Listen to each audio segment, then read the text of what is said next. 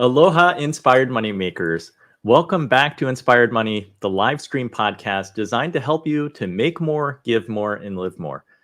I decided to call an audible this week. We've rescheduled the episode, The Future of Work, Navigating the Changing Landscape, for next week because there were a bunch of panelists who could not make it today. In turn, I decided to pivot and have a one-on-one episode focused on the creator economy, turning creativity into cash flow, with our very special guest, Roberto Blake. According to a recent EarthWeb poll, 75% of kids ages 6 to 17 now aspire to be YouTubers rather than traditional professionals like a doctor or firefighter. This trend highlights the rising impact of the $250 billion influencer economy, where creative freedom often outweighs the appeal of traditional corporate jobs. However, reaching success on YouTube, it often requires more than just posting videos. Successful content creators have to treat their work like a business, which involves not only producing engaging content that captivates an audience, but often requires managing people and brand deals, understanding legal aspects, and fostering collaborations. You're in for a real treat because we're going to spend the next hour learning from Roberto Blake. Before I bring him in, I've received a bunch of questions recently about how Inspired Money produces our weekly live stream. So I just want to give a shout out to StreamYard.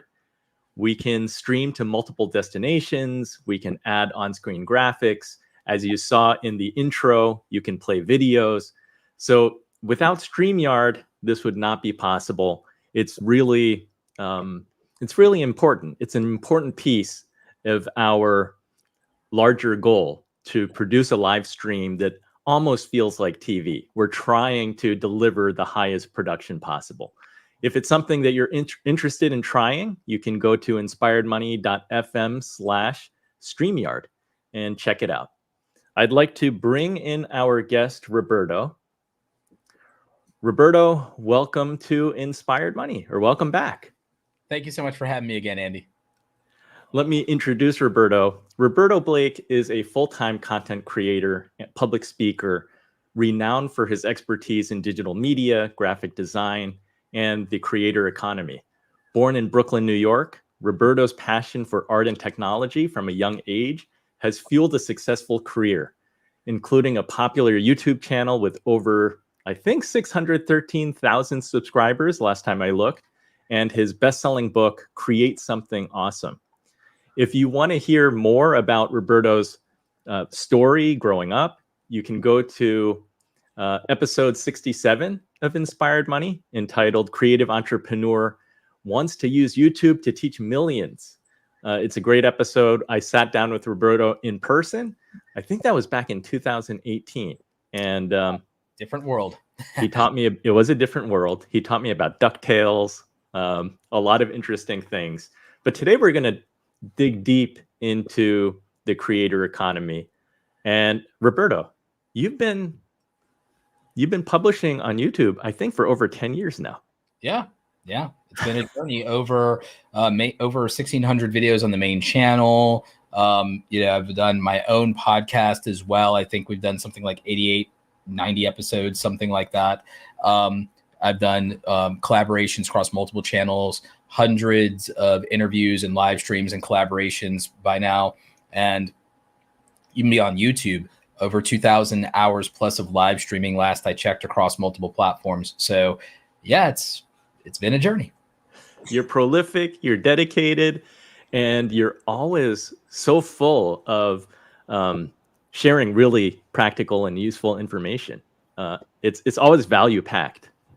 And I can't believe that you can do like a 2.5, 3 hour live stream. That's impressive. I feel, and thank you for that. I also feel that from a transparency standpoint, I think that the value creation from that kind of makes it clear that it's very difficult to talk for 3 hours at length in detail, answer every question, show and screen share analytics, share the back end of your business, share your data, your revenue streams, all that stuff. It'd be very difficult to do if you didn't have legitimate success in doing it. And then it's very hard to be live and unscripted, as you well know from public speaking yourself and from doing live streaming and podcasting. It's very difficult to do that if you don't know your things cold and if you don't have the lived experience to back those things up, and you could not answer questions in real time. And so I feel, one, it's a great demonstration of value. It's a great exchange of value that makes me much closer to my audience. And for me, I've only benefited from it making me sharper, keeping me on my toes, and getting challenging questions from people that I'm happy to answer. Amen to that. I agree 100%. I tell people that this podcast actually makes me a better financial advisor and a better person, I think, just because I'm learning all the time and honing my skills and looking at things that I would not have looked at, or even talking to people that I would not have talked to otherwise. Yeah, I think it's great. One of the things that I think some of the greatest joy that being a creator has brought into my life is the single facet of just how many people I've gained exposure to, how many people I've been able to learn from, how many people I've been able to talk to. And in that regard, I've learned something from each and every one of them. And so by meeting and talking to thousands upon thousands of creators, coaching hundreds of creators over the years, the amount of information, the amount of data, the amount of experience that this gives me, there's nothing on earth that I think could have compared to it in terms of a teachable moment. Well, I'm so excited to have you on the show and really spend an hour in your world of creating content. So let's jump right in and go into segment 1. Creators today can build a sustainable income through multiple revenue streams. Ad revenue from YouTube AdSense and YouTube Premium forms a significant part of their earnings. Affiliate marketing offers another stream, with programs like the Amazon Influencer Program and direct manufacturer links providing commissions. Brand deals and sponsorships are crucial, allowing creators to partner with brands for sponsorships and product placements. Selling custom branded merchandise adds another layer of income. Digital products, such as ebooks, courses, and templates, offer educational and creative content that fans are willing to pay for. Memberships and subscriptions through platforms like Patreon and YouTube channel memberships provide exclusive content and perks to loyal supporters. Super chats and donations during live streams enable viewers to contribute directly. Additionally, syndicating content on platforms like Instagram and X.com helps generate extra ad revenue. With these diverse income streams, creators can achieve financial stability and continue producing content they love while engaging with their audiences.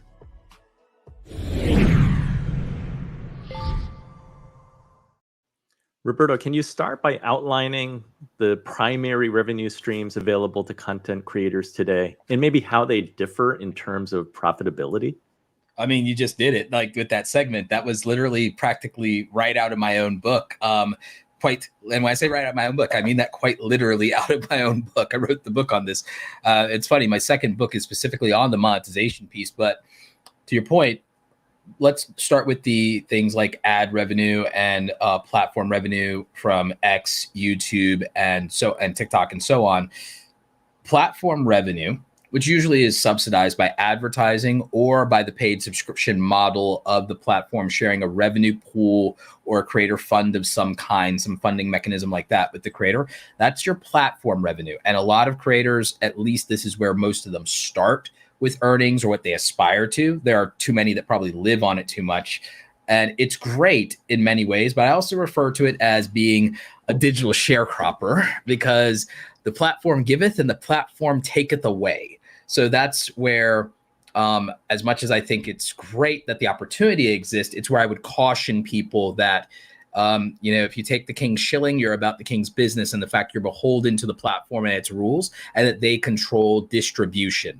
And so the thing is, it's one of the more accessible ways to make money and to monetize, but it's also very much gate kept, and you are much more beholden.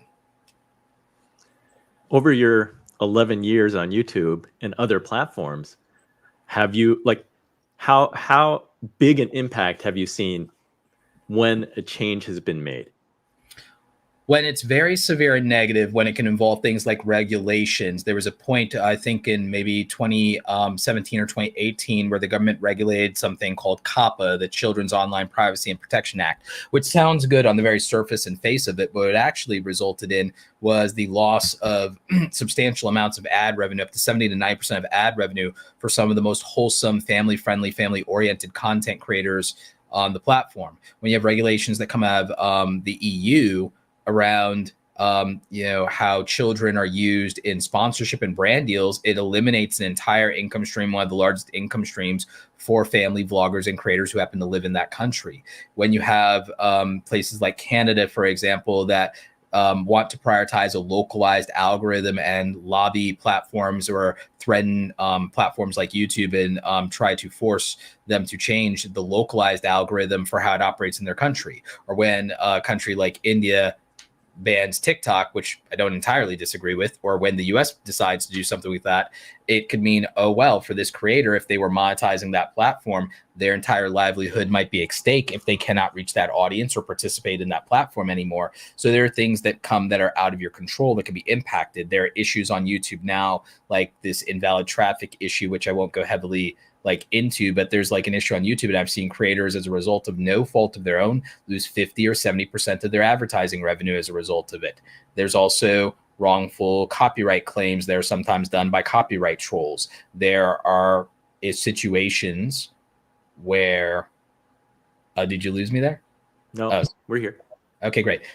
There are situations where, through no fault of a creator, wherein they might be subject to demonetization while believing they're playing within the rules of a platform. And so my heart goes out to people who end up experiencing these issues. But that's where, again, if you're beholden to platforms, that's how severe it can be if you do not have a diversified strategy and have multiple income streams, and have income streams that you have a greater degree of control over and self-reliance around. Okay, so you don't want to be beholden to one specific platform because it can make or break you. You need the diversity. Any insights on how profitability is different across different ways of making money? And since you've done it yourself, you also work with a lot of creators. Can you share an example of a successful brand deal or sponsorship, and maybe how it was negotiated? I mean, I can just use partly myself. There are several. So there are several people that I've worked with who, in this particular case, they haven't given me permission to share their information, so I won't. So I'll just use myself as an example. There are several brands that I've worked with in the past, and I'll just use a past one since it would no longer apply to an active current NDA. I had a sponsorship relationship with a creator company called TubeBuddy, but I also had an affiliate relationship with them. Now, in that relationship, not counting the sponsored portion of it, even just as an affiliate, I've probably at this point, over a 7-year relationship, made close to $500,000 over 7 years as an affiliate.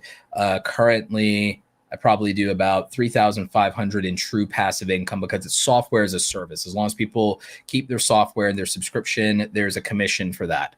And so I was a super affiliate for them, still am. And I had a brand deal partnership with them. We still have an affiliate relationship, but right now they're not doing heavy influencer marketing right now, just due to a lot of things, competition in the market, AI, et cetera, et cetera.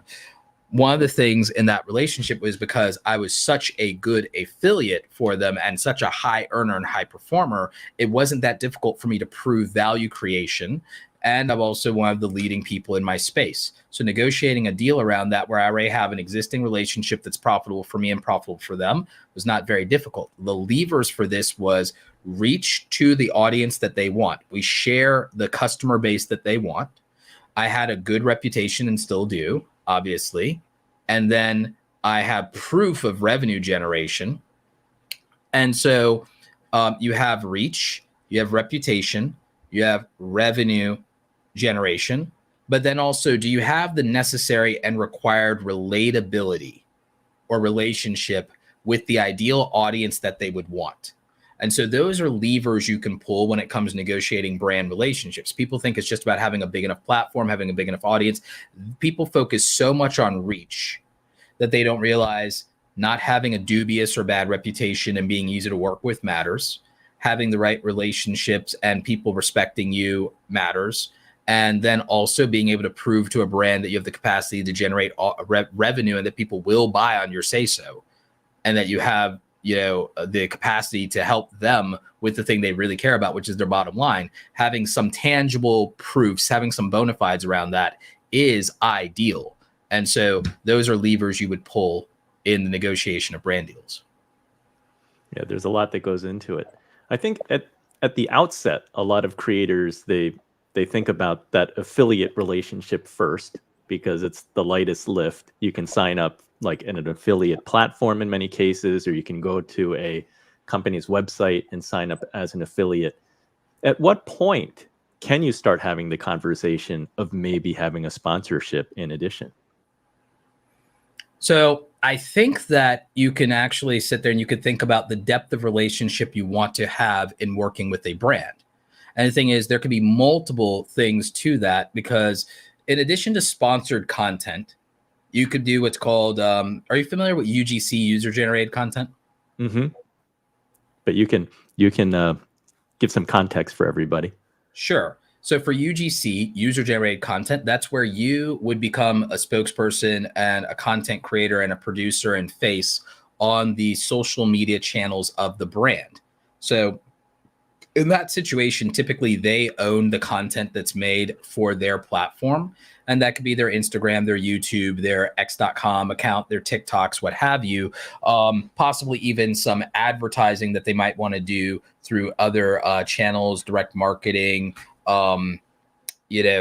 billboards, television, what have you. And so you would be you'd be doing something that's also called name, image, likeness, and lending your credibility to that brand. So the thing is, your own reach actually doesn't even come into that equation in many cases. Sometimes it's just a matter of alignment or leveraging your authentic customer story or something of that nature. So that's why that would be valuable, because they want an authentic spokesperson. So you could have that relationship. Plus you could use your platform for reach to amplify the brand and add some credibility to your audience or introduce it to your audience. So there'd be that relationship. You could also work and partner with them to do physical activations at events. So when people think about, sponsored content, all they're thinking about is doing social media posts. They don't realize there's a greater depth of relationship you can negotiate there, and that you can double dip. You could have an affiliate relationship before that happens, or after, or during. And so you have multiple ways to potentially earn in this circumstance and situation, but it is about the depth of the relationship. And it also require your business acumen, something a lot of creators don't have, which is part of why they work with me with coaching, is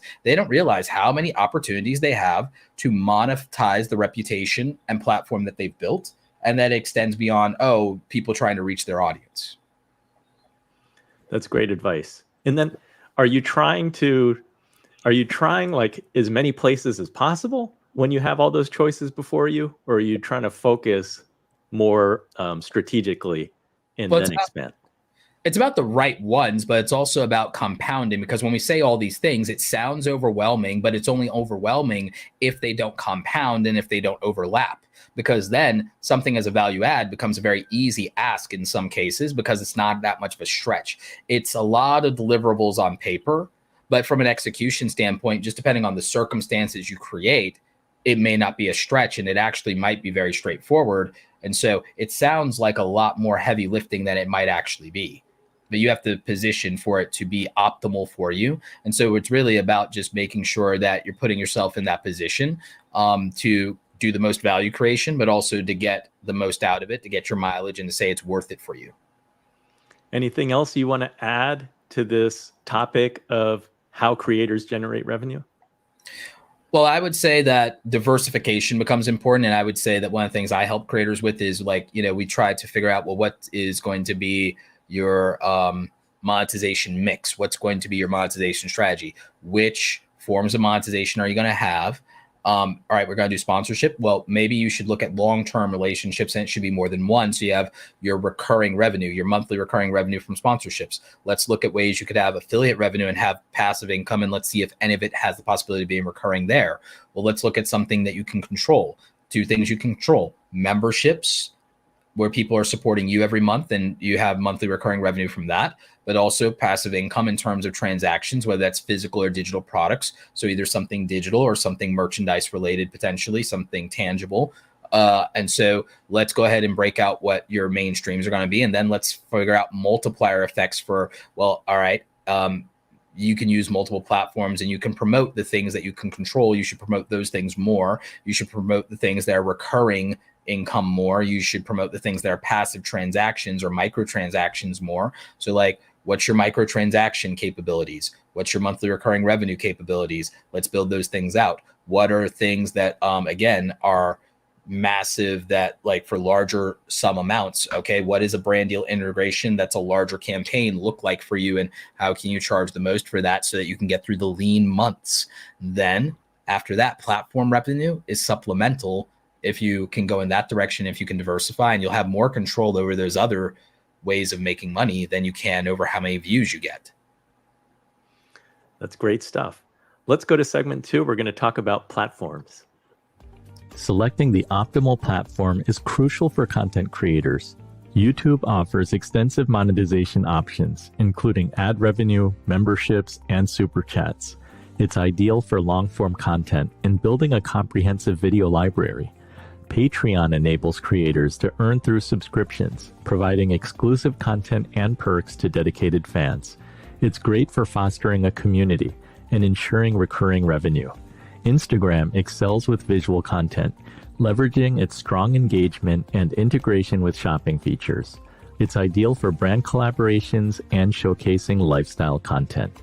TikTok's algorithm promotes rapid growth and viral potential, perfect for short, engaging videos. It's a powerful tool for reaching younger audiences quickly. Other platforms like X.com, formerly Twitter, and Facebook offer diverse engagement opportunities and ad revenue options. Diversifying across these platforms can enhance reach and stability, ensuring creators can maximize their audience and income potential.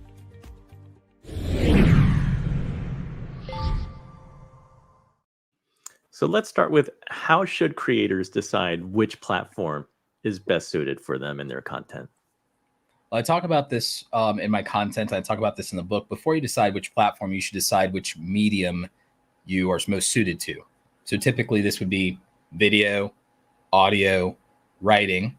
So then it tells you how to prioritize. Now, from my point of view, if you can get comfortable with video out of everything, then it scales to all the other ones, and it means you can be platform diverse, platform agnostic much more easily. But the thing is, it might not be the most accessible or financially affordable to start with video. The most financially accessible and affordable medium is writing. And if you're a good communicator, but you're introverted, you're shy, you're not confident in your appearance, writing could be the great foundational place to start. And it doesn't exclude you from video, but if you're a good writer, that leads to the script writing for videos. And then maybe instead of being a face, you end up making faceless content. You can end up making faceless documentary style content or informative content. Examples of this are YouTube channels like Magnates Media, for example, How Money Works. Dodford is mostly a faceless channel, and so on and so forth. There's a creator who does social commentary documentaries. His name is Moon. He does really good stuff like, oh, this is why millennials can't buy houses, stuff like that. It's all faceless. It's very polished, very edited, and it's well performed, but it starts with the foundation of good writing. There's a great YouTube scriptwriter that worked with Ali Abdaal and others. His name is George Blackman. He's probably the leading coach in YouTube scriptwriting right now, or creator and content creation scriptwriting right now. Writing is probably one of the most powerful and versatile skills you can have besides public speaking. But if you're a good writer, and even if you're not somebody who feels like they can be on camera, then at least you could then go from writing to learning and mastering the skills of editing, and you'd still have access to YouTube and being able to make faceless content based on good script writing. Under the right conditions and circumstances, that could translate to an audio podcast as well. So the thing is, I would say that either having the ability to do public speaking, live performance type content, and then being able to have that created into short form and exerted. You can do that with AI tools now. I have a sponsor, Opus Clip. They do the AI cutting, clipping, curation for you for short form. If you were to do live stream podcast or interviews or stage speaking or experiences, that's something that can be filmed either live or live to tape, then processed down to fit the context of every other video platform, then also ran through AI tools. You could extract nuggets from that as in the transcripts for text and have that for LinkedIn and newsletters and written format. And then the thing is, if it's performed in a very specific way, it might be suited for audio podcast syndication across all audio platforms as well. So just if you go from the reverse engineer from either writing or video, it then scales to everything. And that because there's enough automation and tools in AI to make that viable now. Wasn't true 5 to 10 years ago, but today that's very realistic to be everywhere all at once. Do you have favorite resources for people to sharpen their skills on the script writing? And maybe you can talk about AI and then really trying to study storytelling and getting masterful at that. For studying script writing and storytelling, aside from just watching and consuming great storytellers on YouTube, anything George Blackman is doing, saying, or selling, just go for it because he's solid. It's like he's not paying me to say nice things about him, but just follow George Blackman. So he does great stuff on x.com. In terms of the visual aspects of editing and storytelling, follow the Editing podcast and follow Hayden Hiller Smith.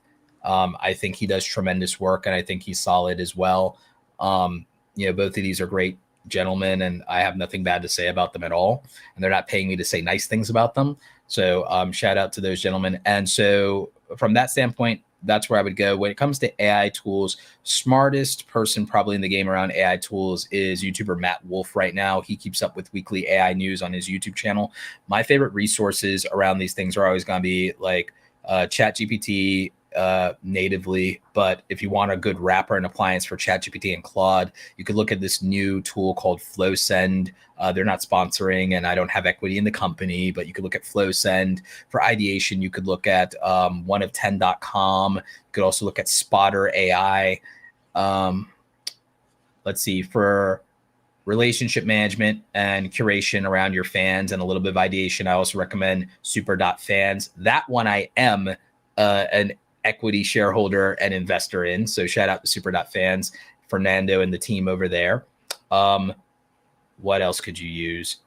TubeBuddy is good for aspects of productivity around YouTube, but specifically the A/B testing tool is better than YouTube's ABC thumbnail testing tool, because TubeBuddy's A/B testing tool, in addition to its heat map feature, also has not only thumbnail testing, but also title testing as well. So you can A/B test titles and thumbnail combinations. That's why it's better than YouTube's own native built-in free A/B testing, which is just ABC thumbnails. I'd rather you have the ability to do A/B testing against titles and thumbnail combinations, or just titles or just thumbnails. And then they give you a lot bit more control over your test and your testing parameters. So I would recommend that for that reason. And again, of course, I'm an affiliate of TubeBuddy, former brand ambassador of them. So shout out to the TubeBuddy team. For granular search data and also some AI recommendations, vidIQ has a great tool. YouTube has built natively into their own analytics a great the research tab, and that uses Google's Gemini. If you're okay with using Google Gemini to do some AI recommendations for you built directly natively into YouTube. Oneof10.com is great for finding outlier videos. Mr. Beast released viewstats.com, Viewstats Pro, for research and finding outlier videos, but also seeing how your thumbnails might look in YouTube. So let's see, are there any other tools that can work? Opus Clip for the repurposing, StreamYard for multi-streaming and being multi-platform. Those are good tools, obviously, for hosting your own courses, cohorts, communities, digital download products and such. Kajabi, who I'm also partnered with, but they're good. They even have like a Kickstarter plan at $69 a month now, if you want to get started with that. What other tools? I think that's probably a good just bucket of tools right there. I think that's probably 10 creator tools that you can use. So you could probably make a listicle video out of this portion of the live stream. And there's your listicle article out of this version of live stream. Probably plaster that all over to LinkedIn or to a newsletter. There you go. 10 tools for creators. That was impressive. That was a lot of resources without barely taking a breath. So clearly, Roberto knows his stuff. Roberto, do you think there's a risk of creators being too dependent upon AI or not using AI in a positive way? Oh, easily. Every tool and every technology is always abused. YouTube as a platform is abused. TikTok as a platform is abused. Instagram as a platform is abused. The platforms themselves are subject to people misusing and abusing them. It happens all the time, frankly. So there's, of course, one with AI tools. The biggest problem probably being deep fakes. And there's most likely going to be regulation around that as a result. And deep fakes are the thing we probably all should be aware of, since it creates fraud, scams, deception, reputational damage, and slander and libel. So it's AI can absolutely be weaponized. It's one of the only things that keeps me up at night is the weaponization of AI. And maybe Skynet is right to doom us all. Like, I mean, that's like, maybe we're going to be too mean to the AI and it's going to fight back. It's like, so the weaponization or revenge of AI is the only thing that really probably keeps me up at night. Yeah, me too. The deep fakes, all of that is truly scary. I want to bring it back to the platforms. In what way can creators innovate their content strategy to leverage the unique strengths of different platforms? Thoughtfulness would be a big part of it, understanding your audience avatar, but also understanding the limitations, quirks, benefits, and culture of each individual platform. So, and also each individual format within platforms. Live streaming is a different experience that you have to create than an edited, curated video where you get to be perfect because you edited yourself to look and be perfect. Live streaming is a different experience. It's a different communication style. It's a different approach to strategy. It's a different approach to engagement and thoughtfulness, and whether you're going to have something where you have a live comment section back and forth, or whether it's going to just be that you do the content and then the Q&A is afterwards. So you have to think about what's the experience I'm creating and curating for people with regard to the platform and the medium and the format. So there's that aspect of it. There's also, here's what being an entertainment-based creator looks like, and here's the monetization for that on these platforms. If I go the entertainment route, here's what the thought leader educator route looks like. Here is what the lifestyle aspirational influencer looks like. So there's these components that then radically change the conversation. The way a lifestyle influencer monetizes and the opportunities to do that are different than the thought leader, and that's different than the entertainer performer.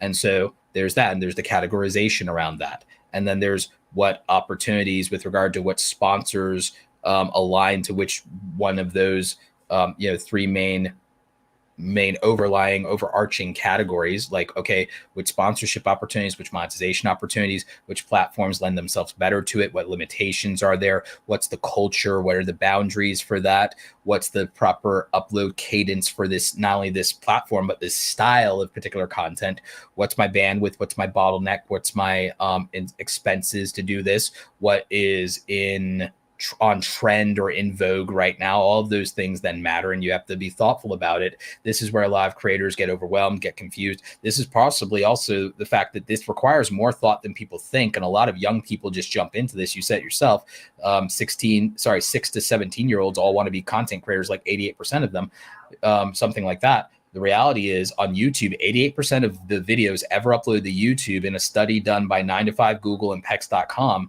they realized that from 2005 to 2020, that 88% of all the videos that have ever been uploaded never crossed the threshold of 1,000 views on the platform. Less than 10% of creators ever get to 10,000 subscribers on YouTube as a platform. Less than 1% of videos ever get 100,000 views. 0.1% or less ever get 1 million views. So we found that data. In the United States of America, as of May 29th, today, there's about only roughly 70,000 channels in the United States of America that have ever gotten to 100,000 subscribers and earned a silver play button. As you said earlier, I'm at 600,000 myself, so that makes me a massive outlier.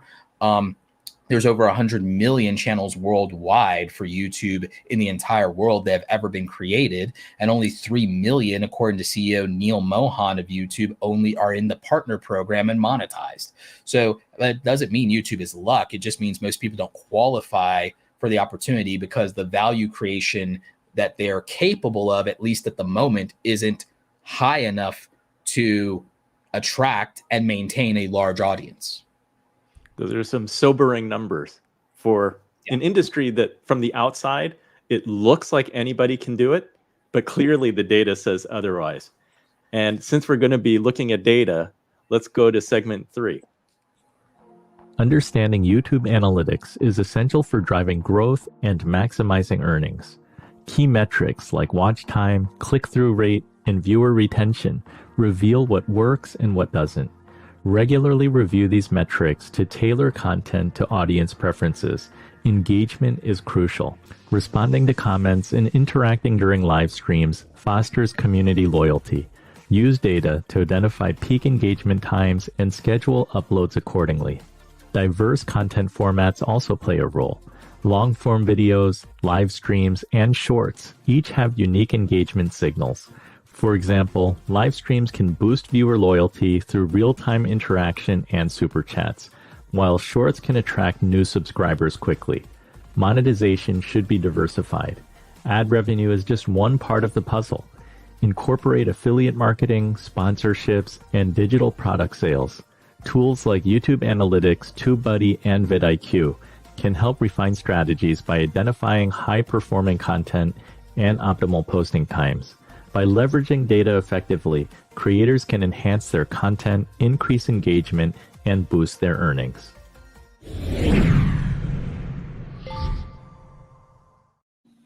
Roberto, can you give us an overview? Like, what are the most critical analytics metrics that creators should focus on to drive growth?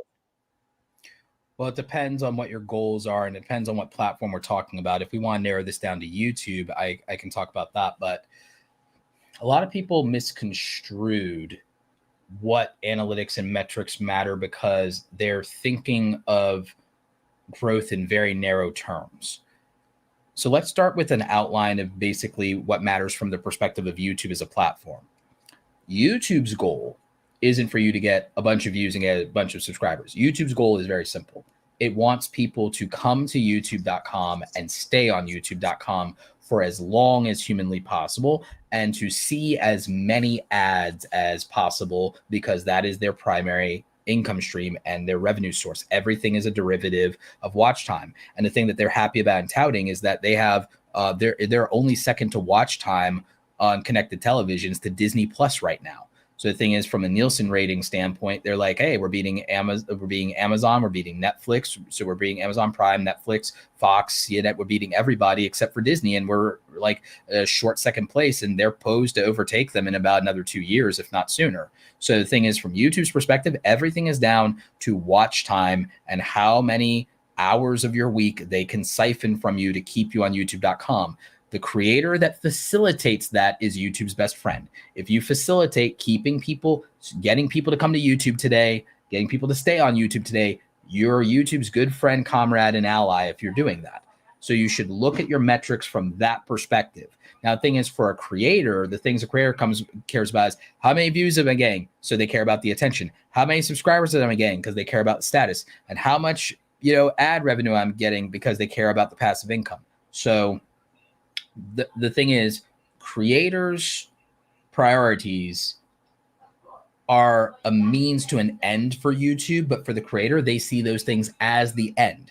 So there's sometimes a misalignment in the values of the platform and the platforms of the creator, and that disconnect becomes the trouble with them with their analytics. Because when you go into YouTube analytics, there's kind of this funnel, and it starts at the top with click-through rates from impressions.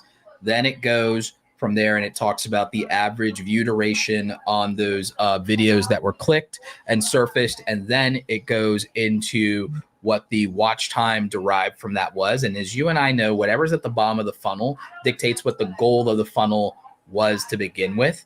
So if it's at the bottom of the funnel, that's the goal. If it's at the top of the funnel, that's the trigger. So the thing is, what triggers everything with YouTube is once you're giving opportunity by YouTube, people say, oh, YouTube's not promoting me. YouTube's not pushing me. If you have impressions, YouTube is distributing your content. If that is not resulting in click-through rate that led to average view durations that then accumulated to watch time, that means people are not choosing your content and people are not engaging with and watching your content. So the thing is, people say, well, then does click-through rate matter? And I would say kind of, but what really matters is how many impressions are you getting, because that's how big the available opportunity was. So the clicks only matter in proportion to, did you get views? Did people choose to watch your video? And then did they leave or did they keep watching? So that's what you would want to measure.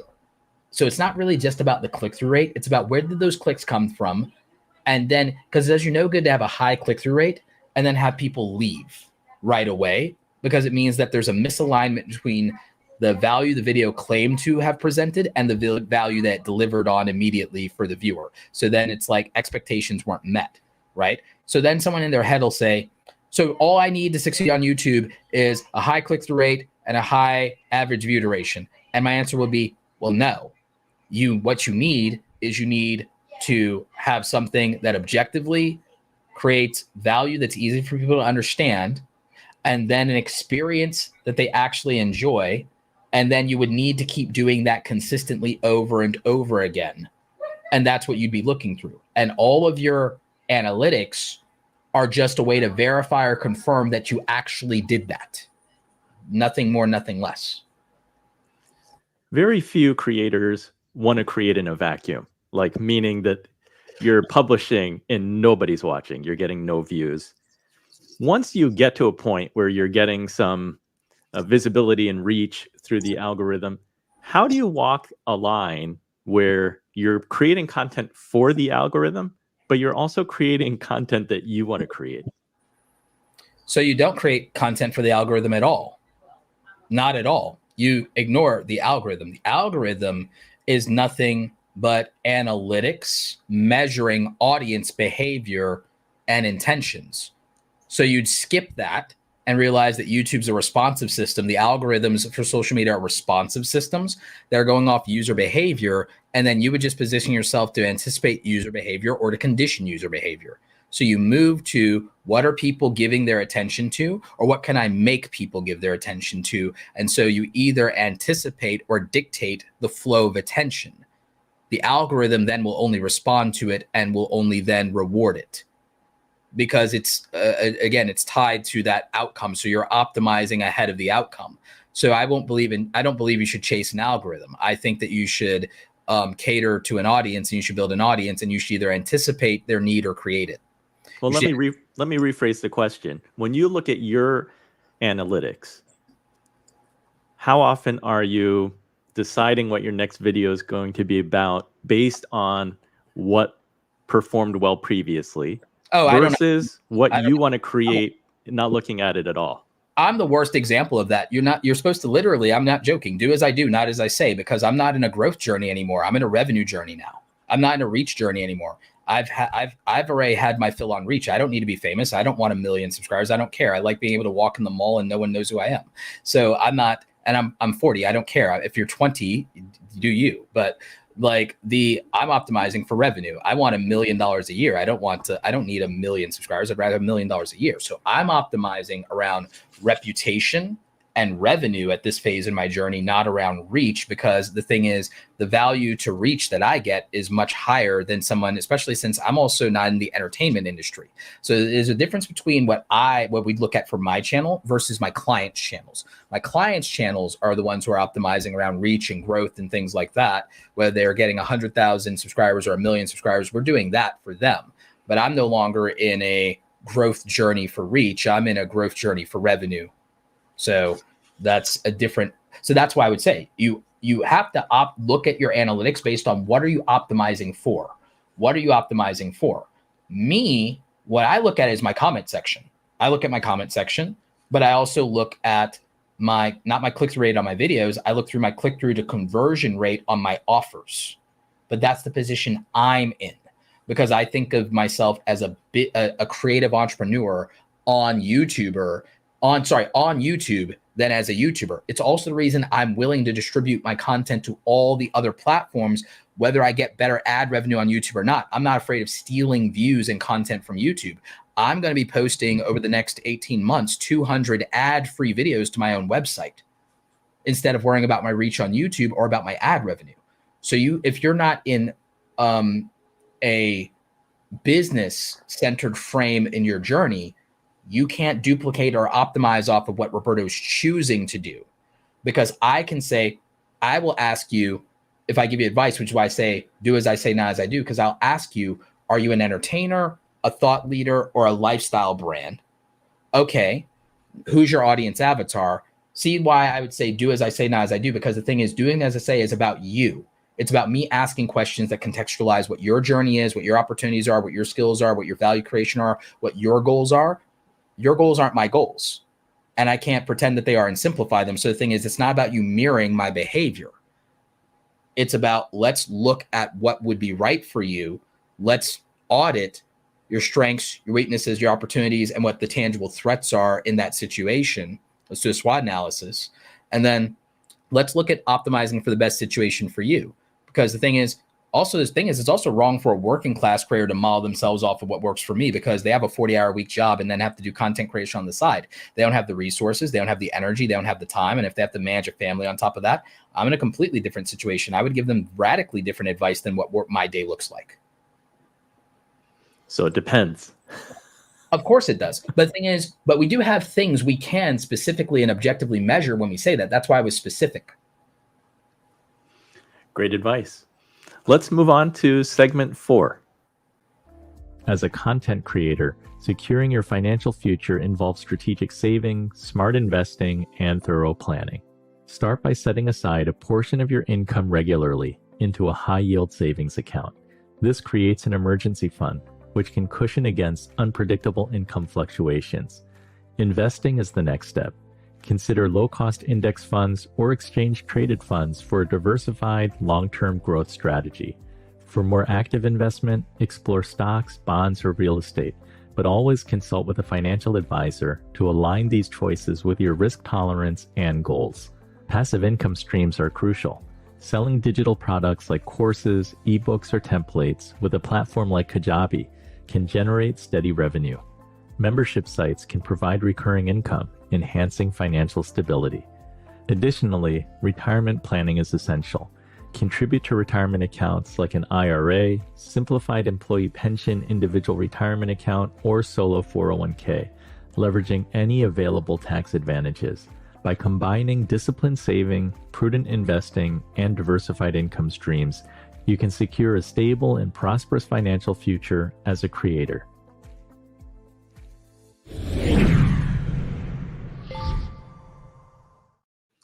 So Roberto, you mentioned that a lot of creators, they're not trained on the business side that's required of being a creator. I think that this also falls under this category. So what are kind of first steps that a content creator should take when starting to plan their financial future? It's a great question. I think you should assess what your actual material needs right now are, and whether or not you're just going to do this as a hobby and a side hustle and it's supplemental, which is fine. Nothing wrong with being a hobby creator, or whether you're truly committed to making this a career and understanding what that looks like and what it entails. And part of that might be sometimes I have to optimize around things that are more revenue driven than fun or passion. You can turn your passion into profit. You can turn your passion creatively into cash flow. But are you willing to sometimes sacrifice some of the, let's say, willfulness or fun that might go with doing whatever the hell you want for, let me be thoughtful, let me be strategic about it, and I can still enjoy it. But there's a difference between I like what I'm doing versus, oh, when I could do whatever I want, I was in love with it. Now that it's a business, I still like it, but we're not in love, but we have love for it. Like, so there's so there's that relationship you have with what you do, and you have to decide whether or not what's more important to me. A career that I enjoy or an outlet that I love, and what does that look like for me? So that's a big part of it. Another one is reconciling, hey, if I do commit to this, then am I willing to pay the 15% self-employment taxes? So then I have to make this amount of money. Oh, I have to pay for my own health insurance, so it's this amount of money. Hey, so to replace my income, it's not a one-to-one replacement. I need to make like 30 to 50% more than I was making to make that viable and sustainable. And hey, if I didn't like that my previous income maybe didn't give me savings and I didn't have enough in my retirement and this, then I definitely have to make much more than just replacing that income. I have to, if I want to extract a better lifestyle than what my previous job provided, then I can't just match it one for one. First of all, with expensive self-employment taxes, insurance, so on, and then needing some operating capital, I've got to at least make 30 to 50% more for it to really replace itself. Or hey, while I keep it a side hustle, even if it's starting to make money or could replace it, maybe I need to use that and zero out debt or save up reserves or something to that nature. So it starts with some kind of realistic audit of your finances and your circumstances and needs versus wants. What percentage of the creators that you work with are doing it for supplemental income while working a full-time job versus trying to be a full-time creator?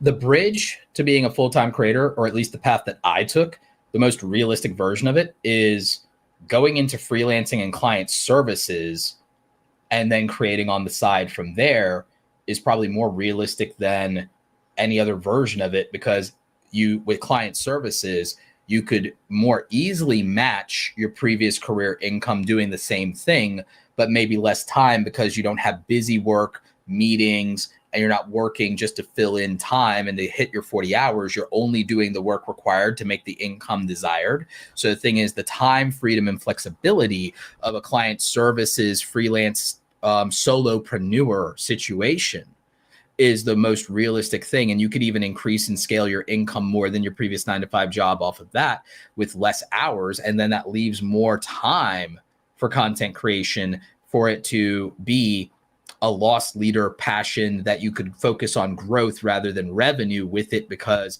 you still have the availability. And so you have the best of both worlds with that situation. And then you also then have the choice of whether you want to now be all in on your passion, or whether you want to keep the client services, or if you want to just cut back one or the other. So the thing is, you still then end up in that creative entrepreneur territory, which is ideal. It's nice to have choices. And do you touch upon topics like setting up an emergency fund or what types of retirement accounts a creator should set up? I have in my live streams. I always preface it with the fact that I'm not a financial advisor. I'm just speaking for what me and successful people and clients have done and what our exit strategies and such are and stuff like that. And the fact that, like, with me, it's like, okay, yeah, I max out my Roth. I have a SEP IRA because I have an LLC. Once you bring on other people, I'm in transitioning to an S Corp. So like you have to talk to an accountant. You want, in my case, I have a CPA and they handle a lot of that stuff. You want the reason you want the LLC is you want the liability insurance. Also the gear protection insurance. I had them steal $10,000 in gear when I was in Florida during an event, and insurance covered all of it. So that's nice. So you want to have those kind of things in place. So the $180 a month, and it covered the $10,000 worth of camera gear being stolen. That was ideal. So you want to be in situations where you have that. You want liability coverage if you're doing brand deals. So you want the errors and omissions coverage. So the 160, 180 covers you up to, like, I think $1 million to $2 million in errors and omissions. So, you could call that media insurance. In a lot of my live streams and in some of my other specific videos, I've talked about those kind of things before and about optimizing for that. So, yeah. Yeah, that's great. Thank you for sharing that, for your transparency. And clearly, you're running a business, and that's what's required. So we're going to bring it home. Let's go to the last segment. Securing brand collaborations requires a strategic approach. First, build a compelling media kit highlighting your achievements, audience demographics, and past successful partnerships. Brands value creators with strong engagement and proven results. Identify potential sponsors that align with your content and audience. Craft personalized pitches showcasing how your collaboration can benefit them. Emphasize long-term partnerships over one-off deals to build lasting relationships. Understand your value and set clear pricing packages. Include different deliverables such as social media posts, video integrations, and exclusivity terms. Be prepared to negotiate and adapt your offers based on the brand's needs. Consider working with talent managers or agencies to handle brand deals. But beware, multi-channel networks may take a significant piece of revenue. Focus on building a loyal audience, as engaged followers are more attractive to brands. By leveraging these strategies, you can effectively attract and negotiate with sponsors, creating sustainable income through brand collaborations.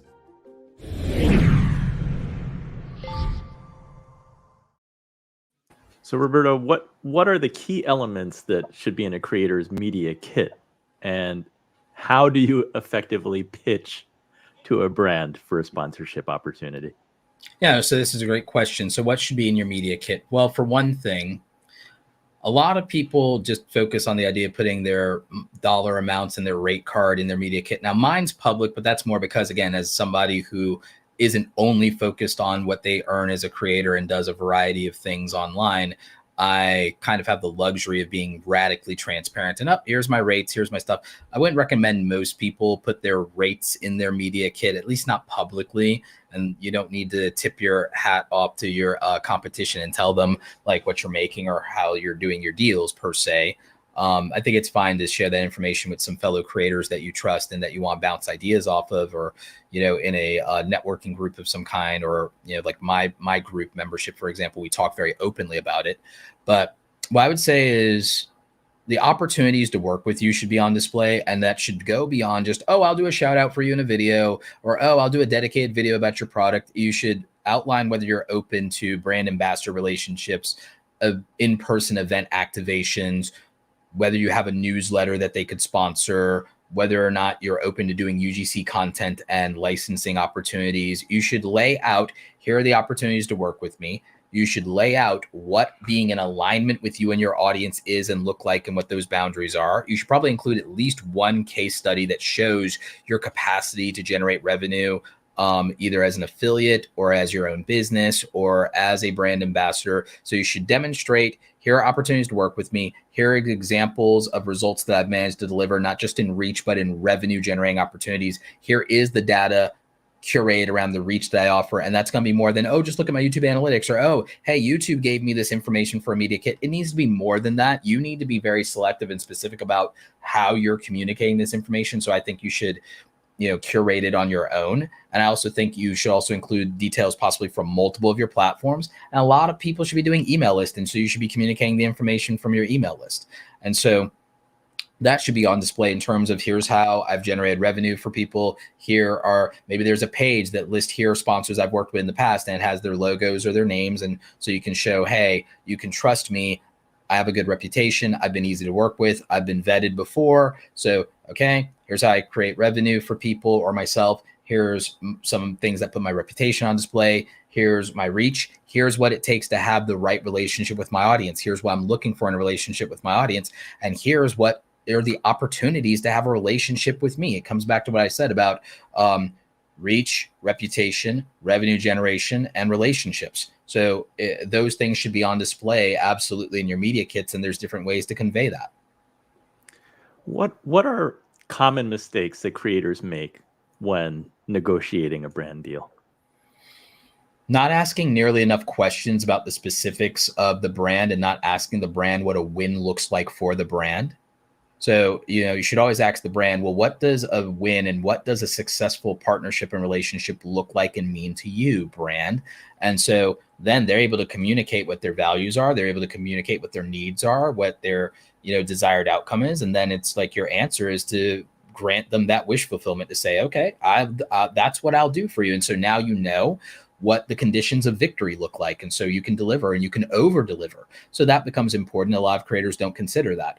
A lot of creators don't look at the terms of the agreement, and they don't push back and say, these are things that I have boundaries that say, I don't want to do this, I don't want to do that.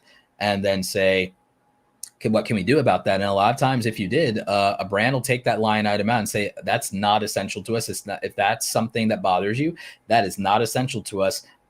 We do not want to hinder the project based on that. Let's get it out of there and move along, if that will make you happy. And so you'd be surprised how amenable it is to brands. If you set and communicate your boundaries, you don't ever really need to do something you're radically uncomfortable with, or that you think your audience will be uncomfortable with. So the thing is, a lot of creators really just drop the ball in terms of communication, openness, transparency, and also not being thoughtful enough in asking questions, and also not doing their research behind the scenes to know what a brand's expectations might be, or what has performed for them well in the past. Creators should be looking at, who has the brand worked with as an influencer in the past. Another thing creators should be doing is, they should, whether the deal works out for them or not, they should tell the brand about other people that are their peers that they should be working with. You should pay it forward, and you should refer people. And then you can always go back, whether it works out or not. You can always say something, hey, I spoke to this brand the other day, and I brought up your name. I don't know if they're going to do anything with you, but I hope it works out. But if you hear from them, maybe be expecting this, or check your spam or whatever in the next week, because I mentioned you. I told them you'd be great to work with, and hopefully they reach out to you. If you do that for your fellow creators, that could be a reciprocal relationship. If you want more brand deals, be someone who's out there whenever an opportunity, whether it works out or not for you, comes your way. Offer that same opportunity and open the door for 3 more people, but then also let them know that you did that. And the thing is, whether it works out or not, they'll remember that you advocated for them, you went to bat for them. That if they're the right people in your network and in your community, that'll be reciprocal. And so why am I not getting more leads and brand deals? Well, how many people have you helped? Like, that's a thing to consider and to think about. Also, if you refer someone and they do great work, this is why you have to have good people around you. If they do great work and they deliver for a brand won't forget that not only were you a good ambassador and advocate, but you have connections to good people. They'll remember that you got them one of the easiest people to work with in the world. They don't forget those things. You become a priority. You become easy to work with again. That relationship is revisited. Or when you ask for something, it's not going to be no in many cases. So you want to build that reputation of being easy to work with, but also of being someone who surrounds themselves with good, professional, hardworking people. It goes back to what you were saying, working on your reputation. It's not just with your videos and your content, but through your actions that you're connecting people, helping brands, helping your fellow creators. And when you help that way, it comes back to you. Everything we do is reputation and relationship based. And I think more people should take it seriously, and more people should try to conduct themselves as professionals, but also just be thoughtful. And by the way, you can be strategic and be sincere at the same time. It's not an either or. Right. It's a yes and. Absolutely. Last question for you. You mentioned earlier talking about how, certain brands, their emphasis changes. At sometimes they're doing more sponsorships. At other times they're doing more affiliate deals. And I think tied to that was the impact of AI could be changing how the industry is, where they're putting their money and how they're reacting. How do you see the role of brand collaborations evolving over the next few years? There'll be an experimental phase where they try AI influencers, and then they realize that people do not relate to them and that people don't like it, and that taking shortcuts is bad. And they'll realize that the human beings, that these consumers that they may not have respected enough, just don't like it. And what they'll find is that what'll happen is a real human being that people can verify will probably have a criticism or a commentary or a pushback that then is embraced by other people who relate to that narrative. And then the thing is, the brand will have forfeited the ability to have their narrative dictated by an authentic voice, and someone else will take up that charge and will be the standard bearer and the flag bearer for the narrative of their brand. And they will have forfeited the ability to really push back in a realistic, authentic way, because they decide not to be represented by actual humans that can defend their reputation and stand in the gap for them. And so the thing is, you will be leveraged by influencer marketing, whether you like it or not. Either there will be people advocating for you and your brand, or there will be people who control the narrative and detract from you and your brand. And the thing is, you don't want to outsource that to AI. You want it to be a human connection, a human story, because human beings relate to other human beings more than anything, and they're emotionally invested. And the thing is, you will want someone who's emotionally intelligent on your side, because at a long enough timeline, someone who's a very emotionally intelligent might just be working against you. And so that's not a threat, you brands out there. I'm just telling you the absolute reality, because you've already seen it happen before, where all it takes is somebody with a story and a narrative to resonate with people and to build traction and momentum around that narrative. And then you don't control your storyline anymore as a brand and how people feel about you. It's better for you to have advocates and ambassadors that have that human connection and have that influence over the community, and those people to be on your team, than to know that you have nobody on your side. Well, thank you, Roberto. Thanks for spending your valuable time with us. We covered a lot today. A lot of things, from the importance of diverse revenue streams. I think a favorite moment for me was just how people's goals and objectives can be very different.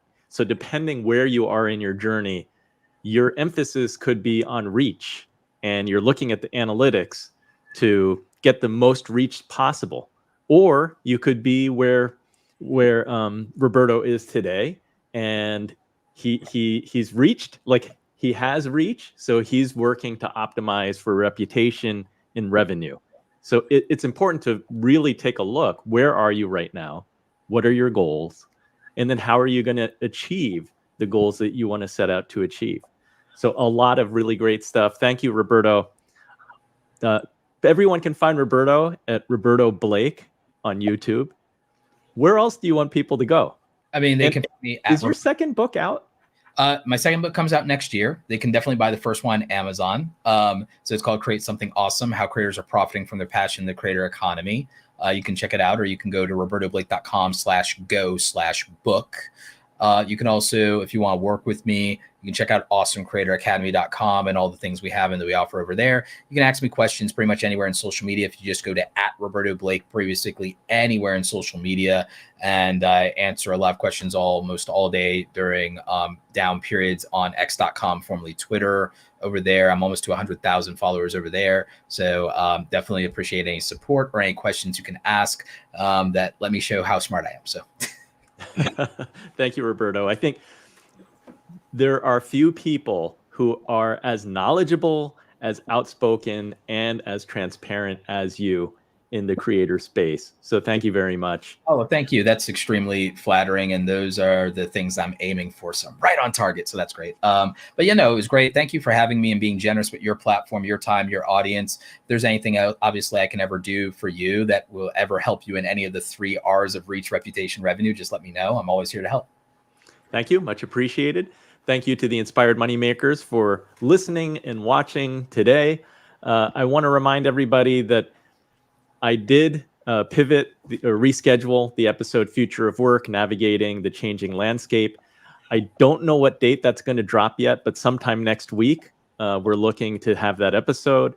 We will also, I think we may do 2 episodes next week. June 5th, we have scheduled The Art of Giving Back, Creative Ways to Make a Difference. So if we can indeed pull off 2 episodes in a week, I think we're going to have a lot of great stuff. Until next time, do something that scares you, because that's where the magic happens. Thanks, everyone.